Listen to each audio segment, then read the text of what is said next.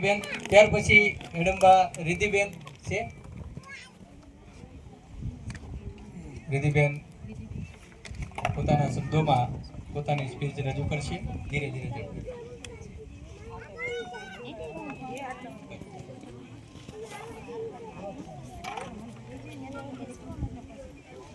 મારું નામ હેડંબા રિધિ રાજેશભાઈ છે.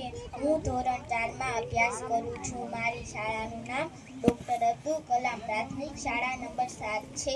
મારો વિષય છે સમાજને સંદેશ. ડૉક્ટર બાબા સાહેબનું એક સૂત્ર છે કે શિક્ષા શિરની અદ્ભુત છે. જો કે ગાઓ દહાડી છે. તમે આટલા બધા બેઠા છો, તમારી વચ્ચે હું બોલું છું. આ શેના આધારે બોલું છું? હું આ શિક્ષણના આધારે બોલું છું. બીજું કે બાબા સાહેબે કીધું છે કે શિક્ષિત બનો એટલે કે ભણો અને જાણકાર રહો, કારણ કે જાણકાર લોકોને હરાવવા મુશ્કેલ છે. એટલું ભણો કે તમારા વિરોધી લોકો તમારી તારીફ કરવા મજબૂર થઈ જાય. બીજું બાબા સાહેબે કીધું છે કે સંગઠિત બનો એટલે કે એકતા રાખો. આપણું સમાજ ગંદીમાં વિખાઈ ગયું છે. કોઈક સાગઠિયા છે તો કોઈક સોલંકી છે તો કોઈક મકવાણા છે, પણ કોઈ એમ નથી કીધું કે હું ભારતીય છું. ત્રીજી વાત, મહેનત કરો, એટલી મહેનત કરો કે તમારા વિરોધી લોકો તમારી તારીફ કરવા મજબૂર થઈ જાય. તમે માત્ર ને માત્ર તપસ્યા કરો, તેજસ્વી આપોઆપ બની જશો. અને અંત તરફ થોડી કડવી વાત, બાબા સાહેબને શાળાની બહાર બેસાડવામાં આવતા હતા, છતાં બાબા સાહેબ રોજ ભણવા જતા હતા.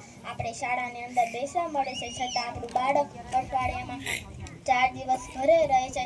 શિક્ષા સર્વોપરી છે. જો પૈસા જ બધું હોત તો બાબા સાહેબ 2000 કરોડમાં વેચાઈ ગયા હોત. અને અંતમાં બાબા સાહેબને પાણી પીવાનો અધિકાર નહોતો. પોતે તરસ્યા રહીને આપણે પાણી પીવાનો અધિકાર આપ્યો. અને આપણે શું પીએ છીએ? આપણે દારૂ પીએ છીએ. આપણે શું પીએ છીએ? આપણે સિગરેટ પીએ છીએ. આપણે શું પીએ છીએ? આપણે ગાંજો પીએ છીએ. બાબા સાહેબને ખાવાનો અધિકાર નહોતો. પોતે ભૂખ્યા રહીને પેટમાં પાટો બાંધીને આપણે ખાવાનો અધિકાર આપ્યો. આપણે શું ખાવી છીએ? આપણે માવો ખાવી છે. આપણે શું ખાવી છે? આપણે વિમલ ખાવી છે. આપણે શું ખાવી છે? આપણે તમાકુ ખાવી છે. જય ભીમ, જય ભારત.